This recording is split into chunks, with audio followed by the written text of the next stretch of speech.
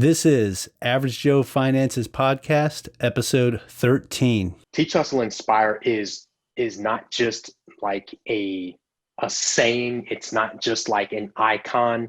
It's something that I created that resonates with who I am first and foremost. And then it's just something that a lot of educators can identify with. I think that's the common thread between that. There's an identity factor because the teach is about how we unlock intellectual treasure. Welcome to the Average Joe Finances Podcast. Are you trying to get out of debt, invest, or just not sure where to start? Then this is the place for you. We discuss different ways to get out of the rat race and build your wealth. Join us on this wild ride to financial freedom. Hey everybody, so I got a really good episode for you guys today. I spoke with Dr. Shaun Woodly. We talked about his business called Teach, Hustle, and Inspire. So one of the things I want to point out though is that my microphone was off. I didn't realize it, and it's going to sound, the sound quality is not as good because it was picking up with my laptop mic. Didn't realize it because it was over Zoom. And with the most recent Zoom update, my mic was unlinked. So, apologies for the sound quality, but the content of this episode and what Dr. Shaun Woodly shares with us is still fantastic information and great content. So I really hope you guys enjoy this. Check it out. All right. Hey, how's it going, everybody? This is Mike Cav, your host. I have a special guest today, Dr. Shaun Woodly. All right. This man has dedicated his professional career to education, and he's done some amazing things as a K-12 teacher, a university professor, and he's also an author of an amazing book. It's called MC Means Move to Class.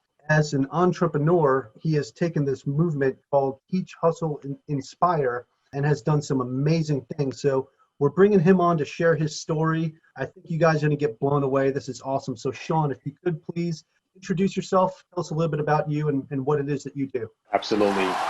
As Mike already mentioned, my name is Dr. Shaun Woodly. Mike and I go back to the 90s, growing up on Long Island in New York, and just basically somebody who is here to try and level the playing field a little bit. I am an educator by trade, if you will, and turned entrepreneur, and somebody who still is here to do this work for the children who, not to sound cliche, but who are our future. Awesome. All right, Shaun. So can you talk to me a little bit about what it was like growing up on Long Island? Can you share that for some of our listeners? Sure. Growing up on Long Island, it was interesting. Depending on what part of Long Island you were from, you hear different things about it. I remember, where we are from, a town called Central Islip. It has an interesting reputation, I'll say. For sure. I remember before I actually moved to that city when I moved there when I was in 6th grade. And I remember talking to some friends about the town before I moved there. And I was like, yeah, I'm going to move, to CI.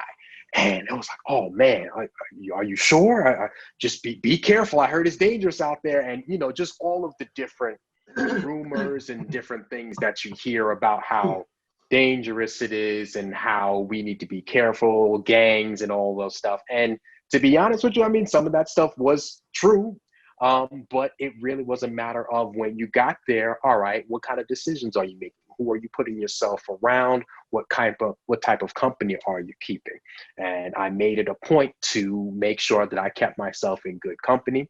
I kept up with my grades as best I could and made sure that I represented myself and my family well, and went on to go to college, and went to college to a HBCU called Hampton University in Virginia, and ended up moving, taught there, went to college and then ended up teaching nearby for about 8 years before moving here to Atlanta.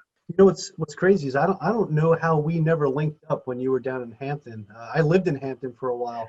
I remember you was telling me you there. The military brought you there. Yeah. Yeah, it's just it's crazy. Like we were so close, but we were only chatting on social media and stuff. That's why I was off camera here. We were just chatting about, hey, it's been a minute since we've been face to face, right? Even though we're here on a Zoom call.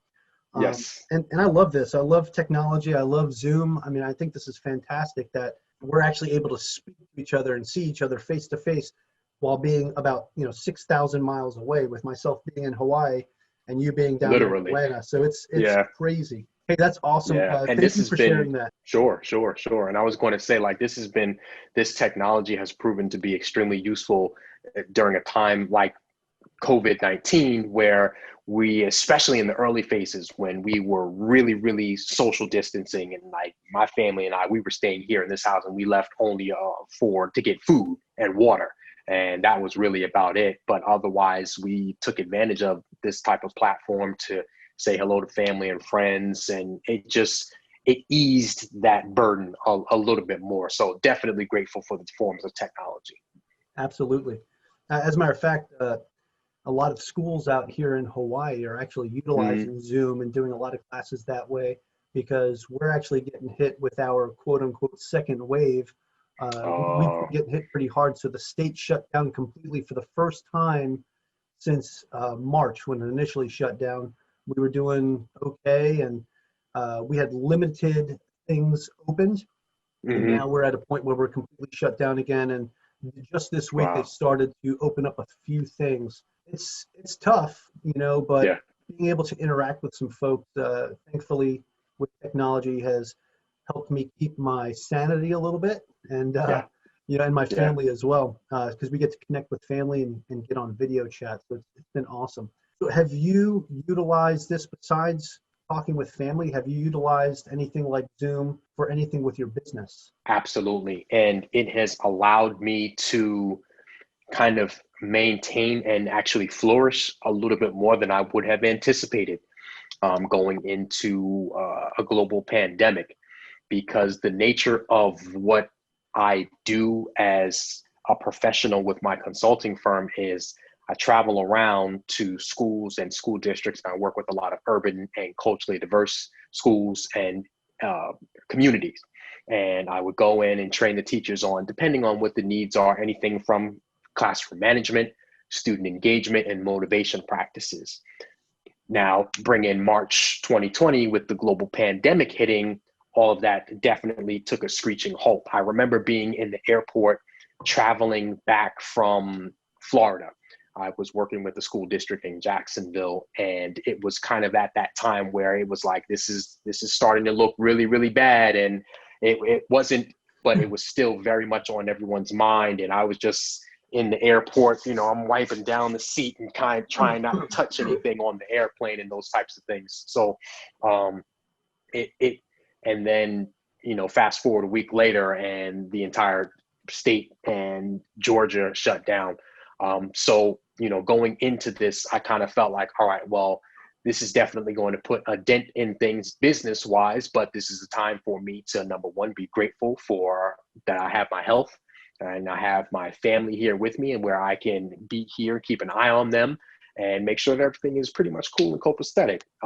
But there were still needs that needed to be addressed as far as schools, school districts. There were still teachers that needed to be trained on certain things. The business didn't really stop, and it actually flourished a lot more than I could have ever anticipated during a global pandemic. So these types of technology platforms allowed me to think differently, to be able to serve the educators that I work with, and it actually allowed me to expand, because before, where I would be physically face to face with someone or a school or a district at a speaking event, if I had to travel to Indiana, once I travel there, that's pretty much my day, and I can't do anything else until that next day or days after.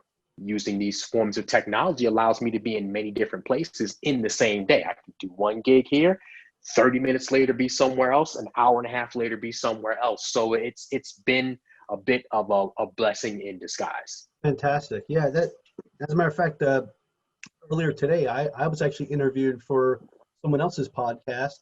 I went from that, had lunch, and now I'm sitting here chatting with you, interviewing you for my podcast, and it's all thanks to this tech that we have. It's pretty awesome.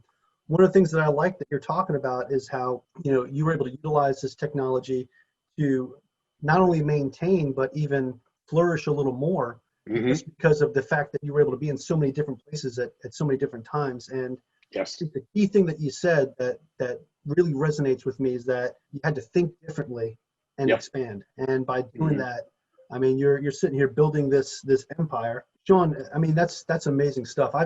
I've watched a couple of your speaking engagements already that you do with your consultations, and you really you send a strong, resolute message, right? Just listening to you speak, you are a very good speaker, and Thank you. you're welcome. It's been phenomenal just watching, from the sidelines, seeing your growth. I was like, man, I went to school with that guy. I know him. You know what I'm saying? He lived 2 blocks down from me, That's it. Around the So corner. it's crazy, man. Yeah. And I've got so many people from our circle, from back from our small town of Central Islip, Yeah. and like you said, where we grew up, some people said it wasn't one of the easiest towns to grow up in. But man, we have some really successful Yeah. talent coming out of that town. And Absolutely. the fact that people are able to overcome any type of adversity they had in their childhood or anything like that, and just do amazing things. And it's been humbling for me to see that. I'm hoping maybe you can talk a little bit more about what it is that Teach, Hustle, Inspire does, what it is that you guys are actually going out and doing in these urban communities for educators. Sure. Teach, Hustle, Inspire is not just like a saying. It's not just like an icon. It's something that I created that resonates with who I am first and foremost. And then it's just something that a lot of educators can identify with. I think that's the common thread between that. There's an identity factor because the teach is about how we unlock intellectual treasure. As educators, when we step into the classroom each and every day, that's our objective, is to get our students from where they are to where they need to be. The hustle is about kind of like a 90s Diddy Bad Boy vibe. We can't stop, we won't stop learning though. Love it. Like we have to continue to grow because when that growth is what facilitates us getting from one step to the next. And the Inspire is about spreading love and light. In the world of education, it's a very thankless profession. It is something that a lot of times we feel like as educators, sometimes we're all we have.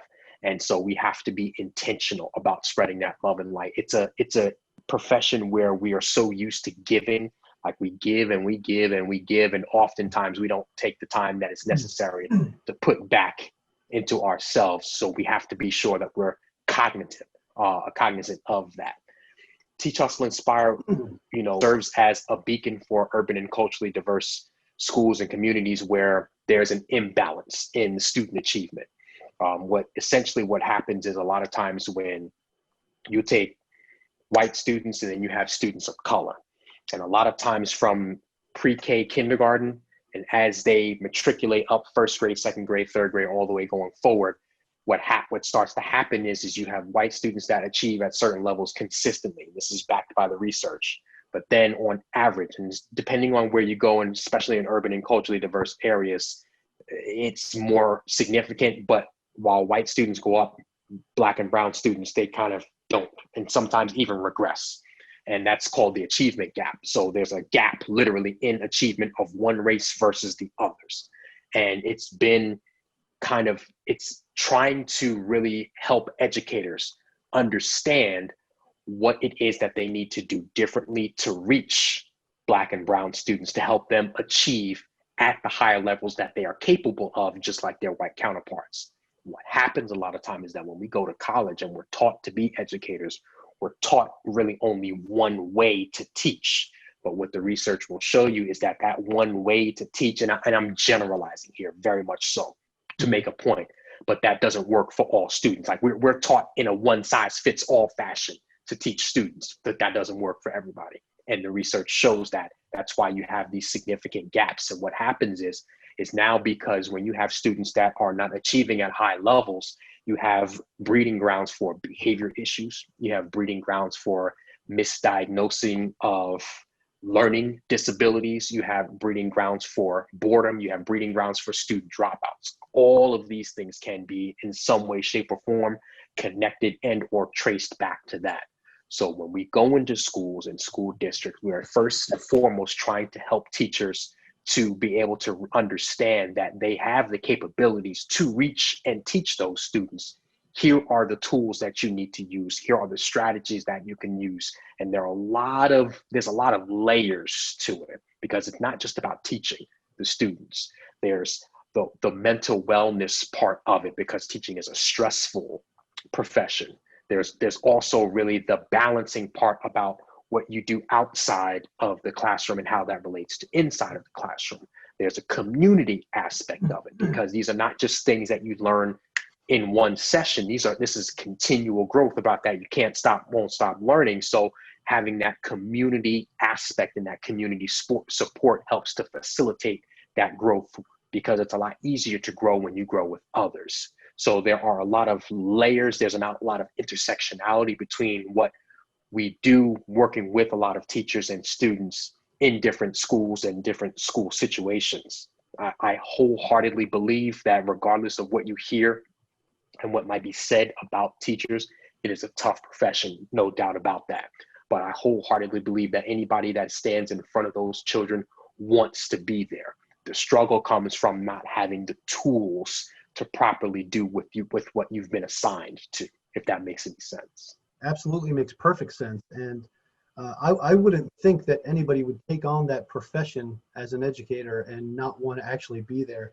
I got to say, most educators out there are very humble individuals, and they take on a job that many other people don't want to take on. A lot of people have a hard time dealing with, especially young children, right? We've seen it now with what's going on since the pandemic started, with folks keeping their kids at home. Right now, you're starting to see more problems in the home environment, because a lot of parents are not used to having their children home all the time, right? And you got to think that if some of these parents are having problems with their children, and now you're pushing those children in front of one person, one person probably has 25 to 30 kids in a classroom. They're taking all that on and trying to teach them at the same time. That environment, I know it can't be easy. I believe most educators in this country are very much underpaid for what it is that they do every day, and what they're charged with the growth of our youth, as you said, like our next generation, right? And and it wasn't cliche to me when you said that you do the work for the children, because I wholeheartedly believe that that's what educators do. Many impacts that a child has on their life, from the adult figures, from their parents, through school, and then their professors in college, and as they go on in life, people that they look up to. It's important that you have these role models in these jobs. I really appreciate that. I really appreciate how you're talking about this continual growth, and how there's many layers in what you guys do with Teach, Hustle, Inspire. The fact that you can go into these school districts and show them a different way versus the mentality that they have what you learn to be a educator. I think that's amazing work. Let's take a quick break from today's episode to hear from our show sponsors. Hey everybody, how's it going? This is Mike Cav with Average Joe Finances. We're living in some pretty tough times right now, and if you don't have life insurance, you should probably get it. You need to protect yourself, protect your family, and protect what you own. Check out the link below in the show notes or in the video description. Hey, what's going on everybody? It's Mike Cav from Average Joe Finances. Just want to talk to you today about Prep Agent. If you're interested in learning how to become a real estate agent and being able to pass the test on your first try, check out Prep Agent at www.prepagent.com. Use code AVGJOE, that's Average Joe, AVGJOE, to get an additional 20% off. Hey, if you're watching this video on YouTube, be sure to smash that like button and click subscribe. Also, if you're listening to this as a podcast, be sure to subscribe so you don't miss out on our newest episodes. Be sure to check us out on all of our social media platforms: Facebook, Twitter, Instagram, Pinterest, and LinkedIn. All the links are in the description below. You're listening to the Average Joe Finances Podcast. Whether it's single or multifamily real estate, the stock market, or side hustles, we discuss it all. Strap in and enjoy the ride. Welcome back, everybody. Let's get back into it. It was what you said about the, and I get that it was a generalization that they teach you one way to teach, right? Hmm. I understand what you mean by that. Can you expand a little bit more on what that means? Like, if we're taught a certain way to teach children, what is it that Teach, Hustle, Inspire goes in to try to, I guess, break out of that mold and make things a little bit different? Okay, sure. So essentially, you can think of it a couple of different ways. One of them is that if you think of your traditional classroom setting and think about the times when you were a student sitting in the seats of any classroom, more often than not, you were sitting in rows of some sort of a desk. More often than not, there were a lot of worksheets. More often than not, there were lectures where you took notes, and then there were quizzes, and you were to study vocabulary words, and you were being tested. More often than not, it was very individualized, where you were responsible for your grades, and the grades determined how quote unquote successful you were. That's very traditional. What we try to do is help teachers to think very differently about several facets of that. Number one, especially when you're talking about the neuroscience behind what we like to call collectivists, communities, and cultures versus very individualistic communities and cultures. A lot of Eurocentric cultures come from communities where the individual is the priority. That's why a lot of, in those instances, the way that we're taught to teach with what we call direct instruction, where there's a lecture, where there's a worksheet, where there's a quiz or an assessment, where you do the work by yourself, it resonates with a lot of white students because technically, neuroscience wise, that is how your brain makes sense of the world. But for a lot of students of color, where we come from very what we call communal and collectivist cultures, where we do things as a group, we literally are at a disadvantage when we're not doing something collectively. So when you put somebody like that together in a system where now I have to do everything by myself, now I have to do everything where motivation, quote unquote, is for a grade, as opposed to doing something in a community sense, where you put something where I can't manipulate it. I have to regurgitate something that was said to me in a lecture, as opposed to creating a narrative, as opposed to creating something that I could literally manipulate and work with my hands. I'm at a disadvantage. So now compound that with teaching me that way in kindergarten. First grade, now I'm getting a little bit behind. Second grade, now I'm getting even further behind. Third grade, statistically, especially at those younger years, when you don't have a student that reaches a certain, from kindergarten to third grade, Mike, we're taught to read, but then, okay, here it is. From kindergarten to third grade, you learn to read, but then from third grade forward, you read to learn.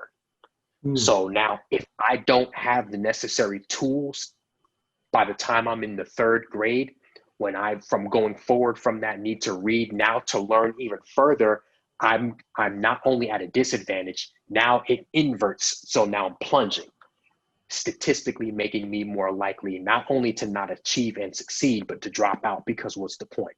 So you have a lot of things that work against students of color. So we go in to try and shift that, but it's hard. Like, it's hard because most of us grew up in school systems and classes that function exactly like that. And that's how we're taught to teach. And then that's how we go into the classroom and teach. People like me, and when I say like me, I'm using kind of the air quotes, who beat the odds. Like, I didn't succeed because of, I succeeded in spite of.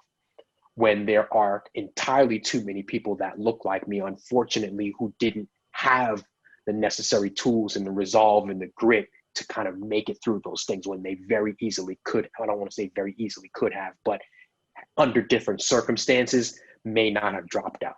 Under different circumstances may not had such a distaste for learning and education and may have chosen a different path. Okay, that is a fantastic explanation. I took some notes while you were talking, and so I never even thought of it from a perspective of neuroscience, like just how our genetic makeup affects how different people learn. I had no idea that that's Eurocentric cultures, the individual being the priority, that's just how that culture itself has been for centuries, right? Where you're talking about, you said students of color are more used to doing things collectively as a group, as a community. That's powerful. I never thought of it that way. Never in a million years would have thought of it that way. You said kindergarten to third grade, you're learning to read, and then third grade on up, you're reading to learn. Yeah. Wow. Okay. Yeah. I mean, so if you're already falling behind by third grade, here you are dealing with a hand that you were dealt. You got a 2-7 off suit, and I got pocket aces. You know what I'm saying? So I get it. I get it. And that perspective, I really appreciate that. Sure. And I really hope that people listening to this show today understand that side, what it is that you're talking about, because I would have never looked at it from that perspective. Sure. Definitely. Thank you for sharing that. Oh, absolutely. I'm going to hop back in a little bit to the business side of what it is that you're doing. Sure. As an entrepreneur, I'd like you to tell me, besides the impact that you're making to these communities, what do you enjoy about being an entrepreneur, being a consultant, and going out and doing these talks? Sure. I enjoy that I have something of my own that I'm building. Essentially, I'm creating. And I never went to business school, if you will, but kind of through my own resolve and just genuine interest in what I am doing, because I'm very excited about what I do. I read, I study, I have an entire library of just different things, that from branding, marketing, sales, how to, you name it, as far as what it takes to be an entrepreneur. I'm trying to dibble and dabble in it to learn to take myself and my business to the next level. Because what I've come to understand is that when I first started all of this, I bought my business license and I went and incorporated and I went and built a website up and then just waited.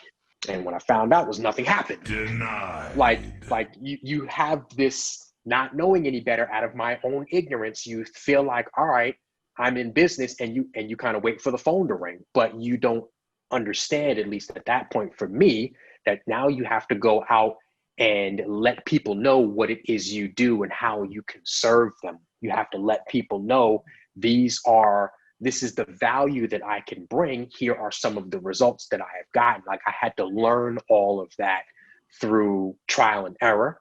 I had to learn all of that through reading, through engaging with other people who have been essentially where I'm trying to go, and trying to even with kind of helping other people who I know are trying to get where I am, and then working with other people who've already been there. It's trying to put myself and surround myself with a community as a growing entrepreneur, if you will. That's exactly what I wanted to hear from you, because you are, you're learning everything by trial and error and doing it, yourself, and it's phenomenal. Like, you've got a perfect pitch for Shark Tank, man. I'd love to see you go on there going toe to toe with Mark Cuban and just telling them, hey, this is what we're all about, and sell them on it, because, man, you're doing it. There was something you said that you were excited, right? You were excited this was something of your own that it was creating. You had to go and learn the branding, the marketing, the sales. Yep. You had to incorporate yourself. You couldn't just sit back and just wait for it to happen. You had to go out and attack it. And there's one word that I can use to describe you and what you're doing as a businessman, and that's passion. I can clearly see that you're passionate about what you're doing. Not only are you building a strong brand and a strong business, but you're building a business that's actually making an impact in helping other people. And to me, there's no better business to be in Yeah. if you're helping people, right? Yeah. And that's why I got into real estate, and why I got my real estate license, right? Because I want to make a positive effect on people's lives. I could have gone the route of being a lender, and Yep. they make more money. When you're working a lot more contracts. To me, it's so impersonal. It's Yeah. people are numbers to you, and I am a very outgoing, extroverted individual. To be able to interact with people, to me, is more important than the money. You know what I'm saying? Yep. I get So I know you do. I know you get it, man. 'Cause you're doing it. I'm really excited talking to you. And the other thing that you talked about is surrounding yourself with the community of Yeah. like-minded people, right? Mm-hmm. And that's exactly what we're all about too with Average Joe Finances is, we're trying to get this community of like-minded individuals to not be individuals anymore. You know what I'm saying? To be a Yes. community and share the wealth and share the knowledge. So you're doing amazing stuff, Doc, and Thank you. I really appreciate it. Normally, I go through like a whole thing about, what it is that you're working on for your financial freedom journey, but this is a little bit different with what you're doing. I don't think you're going to stop until the wheels come off, man. You're just going to Not keep at all. going, and I Not at love it. all. You've got that drive, you've got that passion, and I can't wait to see where this goes in the future. I can't wait to see your next book come out, because you're Thank you. just, Shaun, you inspire me. I'm just saying, you really inspire me. Is there anything you would like to add to our listeners, something that you think would be of value that you can share? Sure. And you kind of touched on it before with piggybacking on my previous comment.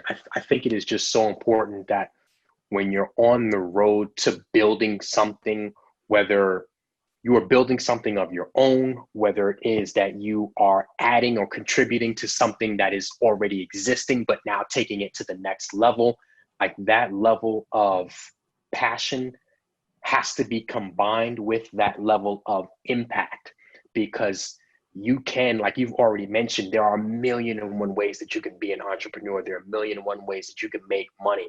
I could have taken that same effort and tried to put it in learning the stock market. Could I have done it? Absolutely. But there was an inevitable brick wall that I was going to run into, because it's just not something that I'm passionate about, nor for me, at least thinking about it, I don't see how that can contribute to the life of someone else. Whereas what I am doing, it is something that breeds of who I am as a person. It is something that allows me to create, and it is something that allows me to give back.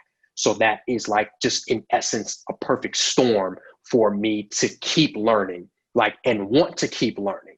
Like, once we finish with this, I'm putting my kids to bed and I'm back in my lab, because there are other ideas. Mike, if I showed you my phone, I have my notes app, and just anytime I come up with ideas, I have sticky notes just left and right. Just when you get into that space, when you're vibrating on that level, the ideas just come, and now you're trying to filter out what not to do as opposed to what should you do. So there's a certain sweet spot that when that passion and when that gift and when that ability to give back and contribute to the life of somebody else, when it all combines the right way, it's this, I don't even know how to describe it. It's just this level of, you can't help but to be successful. So I would say, when you find what that is for you, regardless of the lane, that's how you know you're heading in the right direction.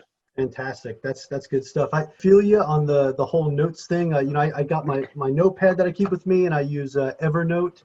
Even if I'm at work and I think of something, I could log into Evernote on my work computer, put a little note in there, and it's across all my platforms. That's fantastic. Again, you keep giving me these golden nuggets. You just said something about how you turn your passion into an impact. Man, you gotta stop giving me all this gold. I'm writing too many notes, because this is just too much good stuff. No, I love it, Shaun. This has been a great interview. I really appreciate you coming on. Before we close things out, I'd like to ask you if you can share where people can find more information about you and Teach Hustle Inspire. Do you have a website or social media you can share with us? Absolutely. My website is teachhustleinspire.com, and I am on all forms of social media. Essentially, if you use the hashtag TeachHustleInspire, I'll come right up. On Facebook at Teach Hustle Inspire, Instagram at Teach Hustle Inspire. On Twitter, it's just my first and last name, Shaun Woodly. Teach, Hustle, Inspire is too long. So I am there. I'm happy to engage with anyone in any way that I can. All right, Shaun, that's great. So there you have it, everybody. If you want to check out Dr. Shaun Woodly's links, I'm going to put them in the show notes, as well as you can hashtag Teach, Hustle, Inspire, probably on most platforms, and you'll find them. So again, Doctor, you know, it's amazing calling you that. You know, somebody who I grew up with back in the day. You're doing amazing things. I really appreciate you coming on. Hey, thanks, Mike, for everything that you are doing and spreading this knowledge and sharing your platform. Like I do not take it lightly. I'm glad we were able to connect and hope we can work together in the future, sir. All right, fantastic. Out of here. Thanks for listening to the Average Joe Finances Podcast, your source for beating debt, saving money, and investing. Learn more at averagejoefinances.com. The Average Joe Finances Podcast is for informational and entertainment purposes only. Do not use this for any real estate or investment making decisions. All views by myself or our guests are solely our own and do not reflect the opinion of our employers.